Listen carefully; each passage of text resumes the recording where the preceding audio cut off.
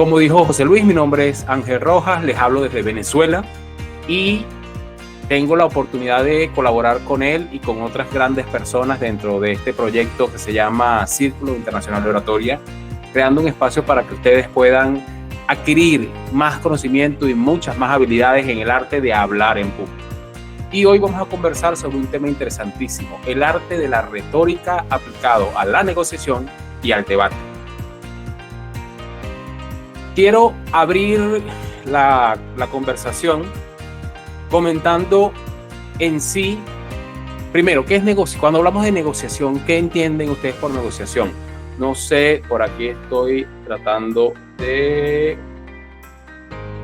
Está el chat. Muy bien. No se escucha.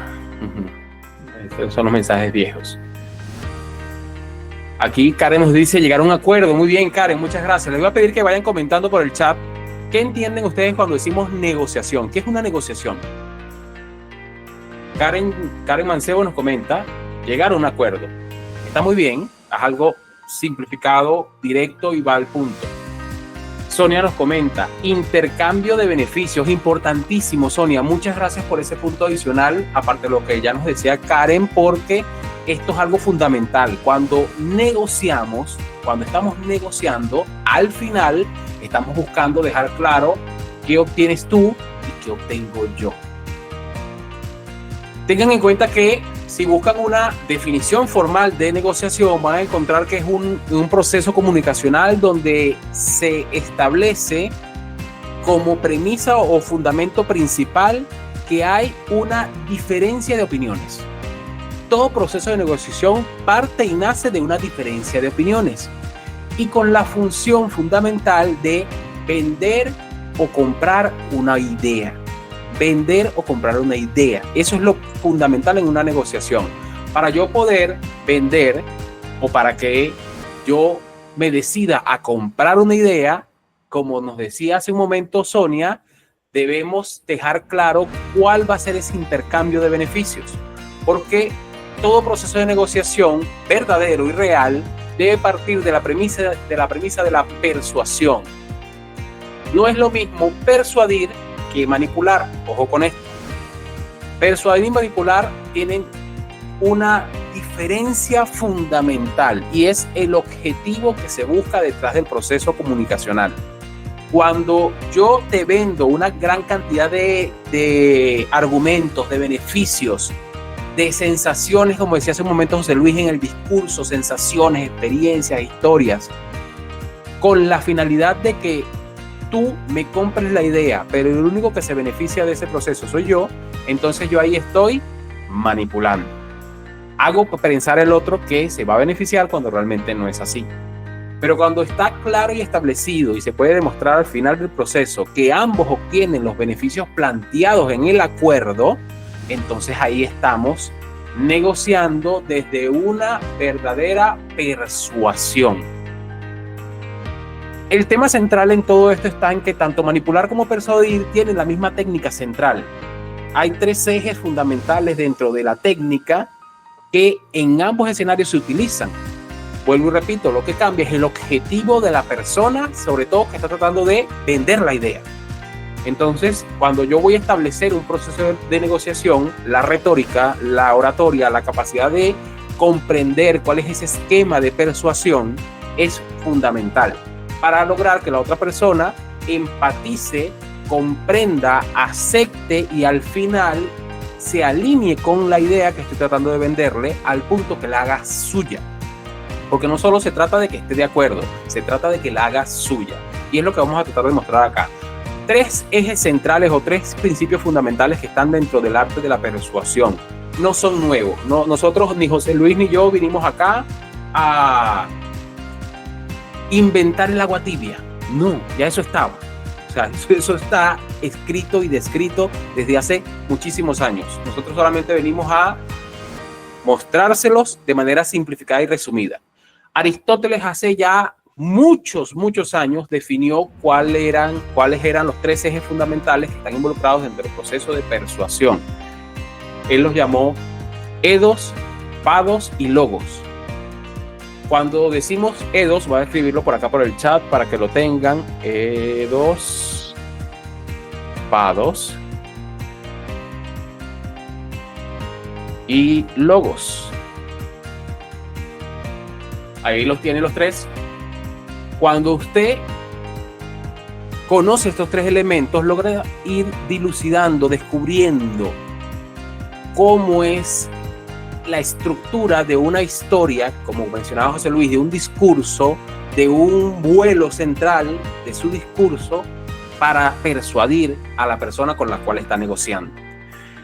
Dentro de todo esto, el E2 o el ethos, si quieren decirlo de esa manera, es la autoridad moral que tiene la persona que está compartiendo el mensaje. En este caso, José Luis y yo venimos a debatir con ustedes, a compartir información referente al arte de la comunicación, de la palabra hablada, porque tenemos una experiencia y una formación, estudios previos que realizamos en este tema con personas que tienen a su vez experiencia certificada en estas áreas y a su vez hemos ido poniéndolo en práctica en función de nuestras ramas de formación principal, él como ingeniero y formador, porque él es capacitador en su país, y yo también como formador, docente y médico en mi país, y también en estas plataformas digitales que nos conectan con diferentes países del mundo.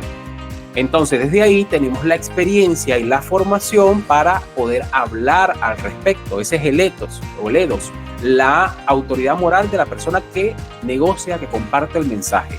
¿Quién soy yo para decirles lo que les digo? ¿Quién es usted para vender la idea que está vendiendo? Cuando usted deja claro eso en su mensaje, cuando usted lo usa como argumento, eso le da mayor fortaleza.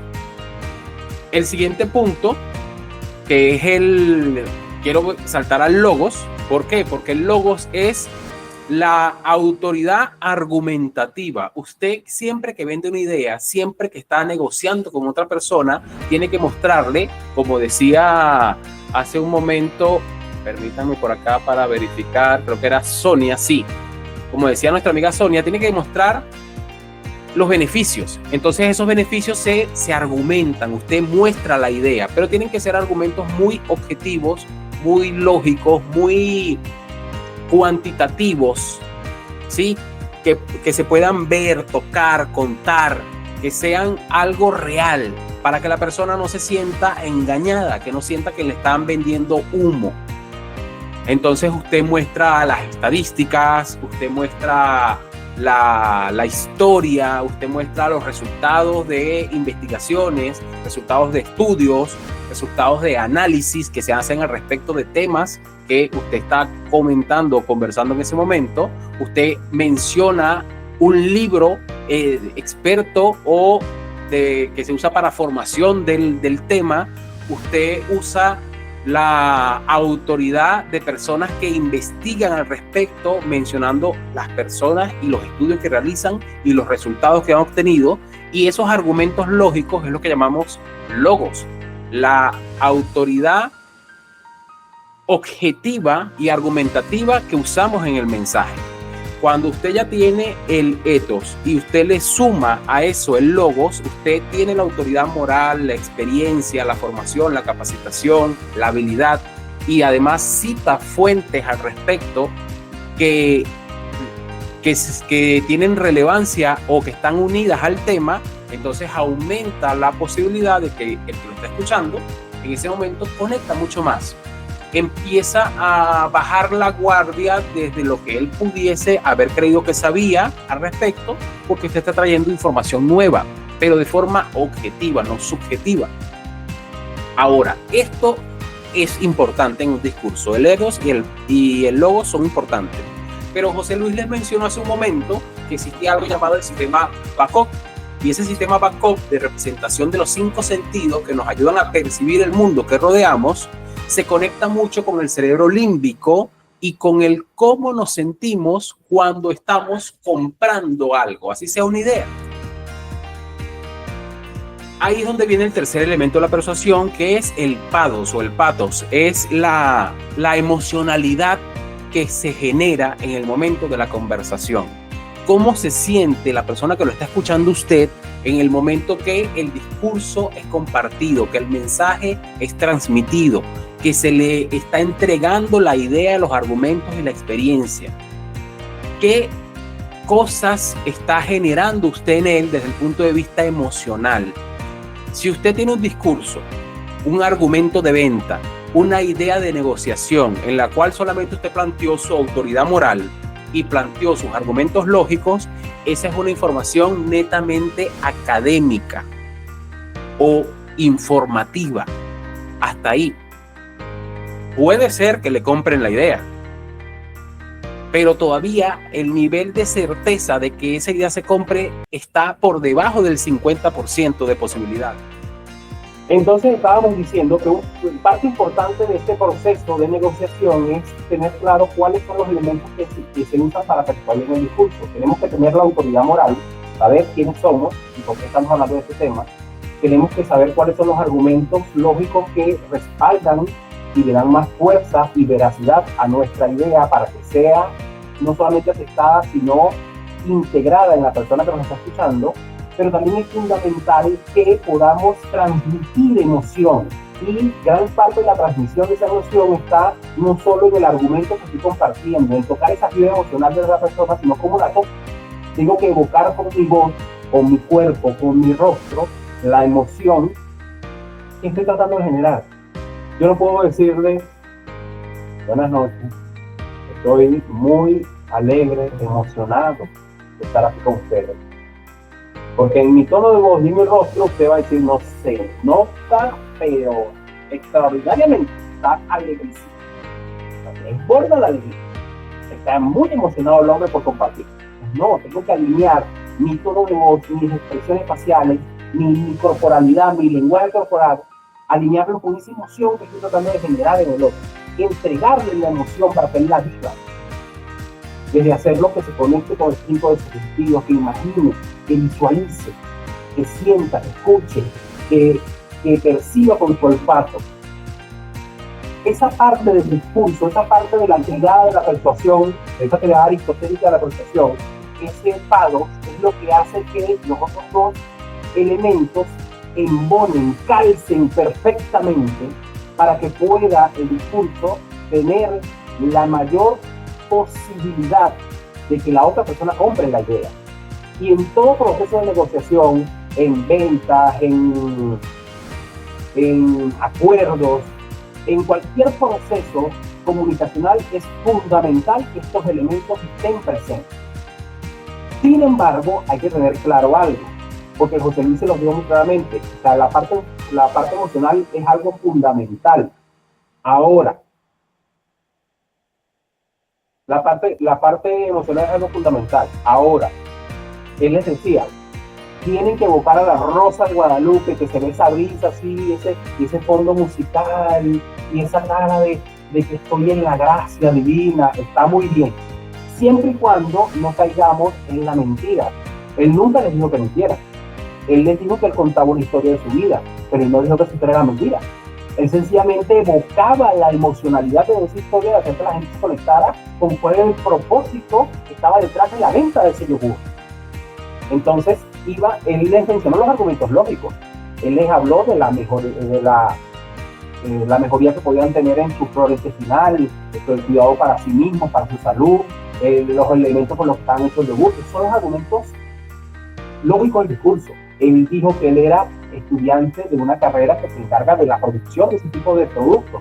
Entonces él usó su autoridad moral, pero después de eso lo conectó con una historia que era real, pero que él le dio el realce emocional por cómo la contaba, porque mientras la contaba, la vivía y hacía que la persona que lo estaba escuchando la viviera. Y es ahí cuando los elementos calzan, se engranan y hace que la persona se apropie de la idea, la persona que está escuchando el discurso se apropia de la idea. Y ese proceso de negociación se llega a un acuerdo, que hace que ambas partes sientan que los beneficios son compartidos, aun cuando inicialmente las ideas eran contrarias. Yo no necesitaba comprar este yogur, ¿para qué? Pero ahora entiendo que hace importante que yo compre específicamente este yogur. Cuando usted vende un producto, cuando usted vende un servicio, cuando usted vende una idea en general, cuando usted se vende a sí mismo como profesional, usted debe usar estos elementos de la retórica para garantizar o mejorar sus posibilidades de que el discurso sea efectivo totalmente. Si no, tenemos muchas más trabas, más peros. Y ahí es donde tengo que tener cuidado cuando yo uso estos elementos en no caer en algo que se llama falacia, porque pasamos del proceso de negociación al proceso de debate. Cuando yo argumento con falacias, que quiere decir mentiras o verdades a medias, eso hace que el discurso se entorpezca o que el que la idea sea comprada por la otra persona sea más difícil. Sobre todo si la otra persona es muy incisiva, muy perspicaz. Permítanme un momento acá.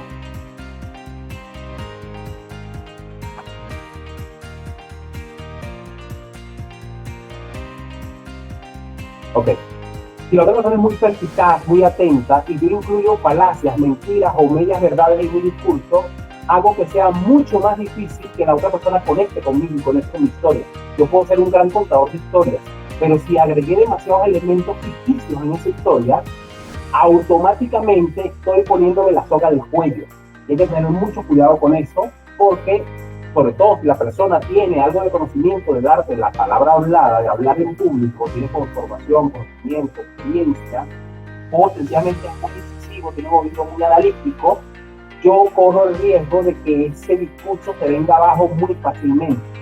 Entonces vamos a mencionar de manera breve, porque hay demasiadas, vamos a mencionar algunas de las falacias más comunes que pueden entorpecer mi discurso, y vamos a hablar también, es importante conocerlas por dos razones. Uno, para no caer en esto. Es importante que usted conozca las falacias. Cuando usted es una persona que está formada en el arte de hablar en público, usted debe conocer las falacias, saber identificarlas. Uno, para no usarlas, porque tiene mucho riesgo de usarlas. Y dos, porque si alguien trata de atacarlo con ellas, usted debe saber también cómo desmontar una falacia, cómo desmontar una mentira, cómo responder ante el ataque de una mentira, o cómo defenderse cuando alguien trata de hacer ver su mensaje, que fue muy veraz, sincero y transparente, trata de hacerlo ver como una falacia. Entonces, ¿cómo defenderse de eso? Hasta aquí, ¿cómo vamos? ¿Tienen alguna duda? Vayan comentando por el chat. ¿Cómo vamos? Del 1 al 10. Del 1 al 10, ¿cómo vamos? A ver, quiero ver si están activos.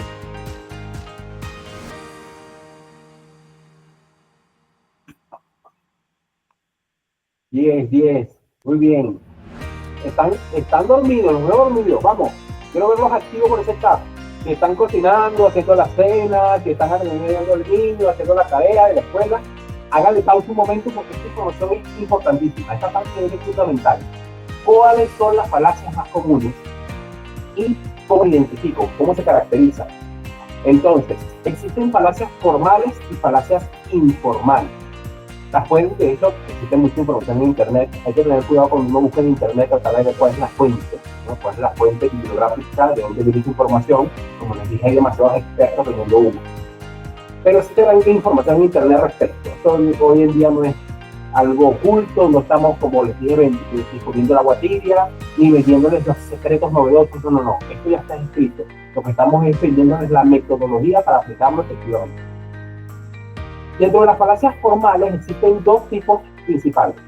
Las falacias que se dan o las mentiras o los argumentos falsos que se dan por tratar de mantener una consecución en las ideas, como que fuese una verdad absoluta. Que yo tengo una premisa A o una idea o un argumento A que es verdadero, y tengo un argumento B o un resultado B. Entonces, si el argumento A es verdadero, por consecuencia, siempre B debe ser verdadero. Esto es una falacia, esto es una mentira. El hecho de que sea real no quiere decir que B lo sea. Porque entonces, si esto fuese tan sencillo, sería muy fácil en cualquier proceso de negociación. Hay que tener cuidado con esto. Si yo digo, por ejemplo, cuando llueve, el suelo se moja. Argumento A, cuando llueve, el suelo se moja. Por lo tanto, si el suelo está mojado es porque llovió. Eso necesariamente, la pregunta es, ¿eso necesariamente es así? El suelo no puede estar mojado por ninguna otra razón. La única razón que puede hacer que el suelo se moje es que llovió. Entonces, esa falacia de consecución, esa falacia, esa mentira de que si A es cierto, entonces B tiene que ser siempre cierto, eso dificulta mucho las negociaciones. Yo no puedo vender una idea en consecución si no tengo los argumentos que la respalden no puedo generar. El tema está en generalizar. Cuando yo uso generalidades, cuando yo uso absolutismo, cuando yo digo siempre, todos, en un discurso de venta, en una negociación, eso es ponerme la prueba al juez. Eso es jugar con un arma de doble filo, porque ahí entro fácilmente en el terreno de las falacias, sobre todo esta que es la falacia de consecución.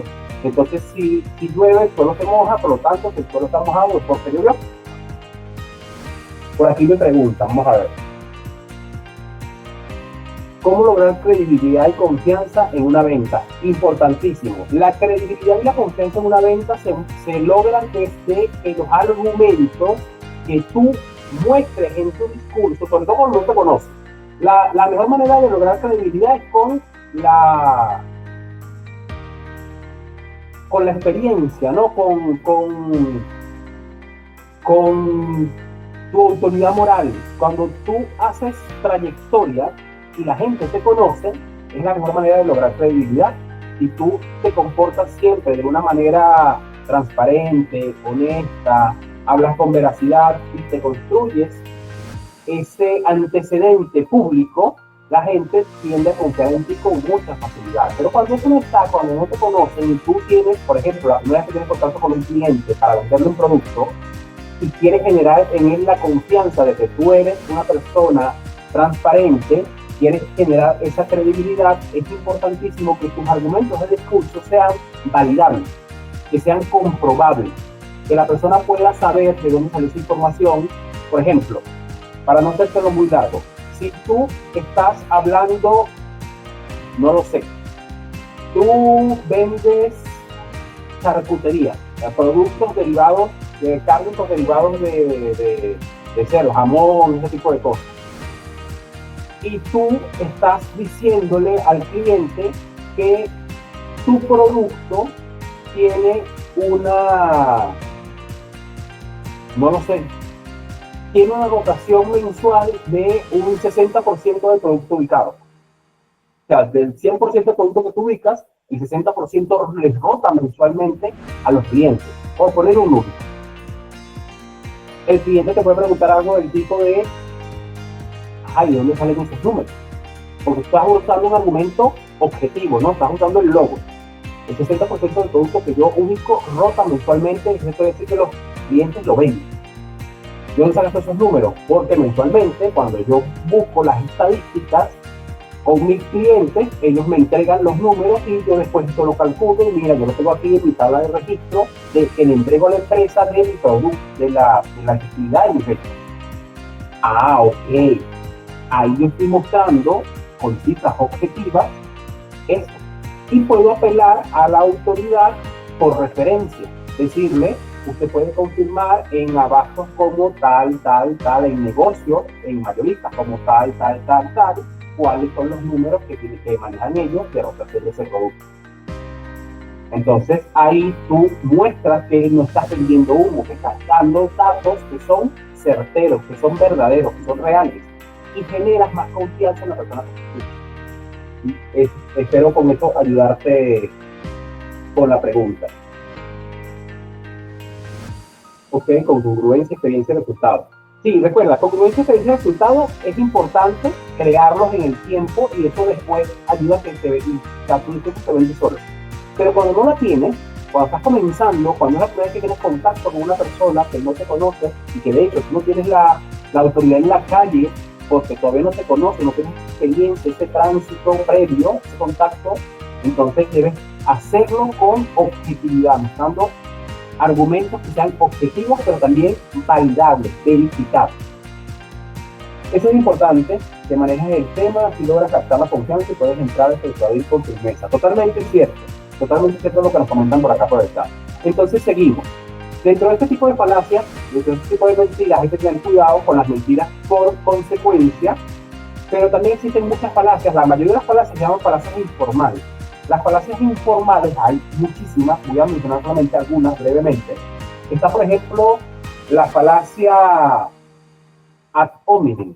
La falacia ad hominem es cuando la mentira se basa en la autoridad de la persona, cuando yo me vendo como algo que no soy, cuando yo digo tener autoridad en algo que no tengo. Por ejemplo, espero no herir susceptibilidades con este comentario, pero pasa muy frecuentemente para las personas que estudian la carrera de comunicación social. El nombre varía en diferentes países, ¿no? Comunicación social, periodismo, ¿no? Siempre asumen que por haber estudiado esta carrera tienen la autoridad moral para hacerse llamar oradores. Y nosotros dentro de hecho del círculo debatimos mucho eso, porque la retórica es un arte que está muy aparte de lo que es el estudio de la comunicación social. Sí están relacionados, pero la oratoria es de hecho una profesión muy amplia, muy profunda. Cualquiera se hace llamar orador, pero no cualquiera lo es realmente. Un orador es un comunicador, sí, pero además de un comunicador también es un escritor, también es un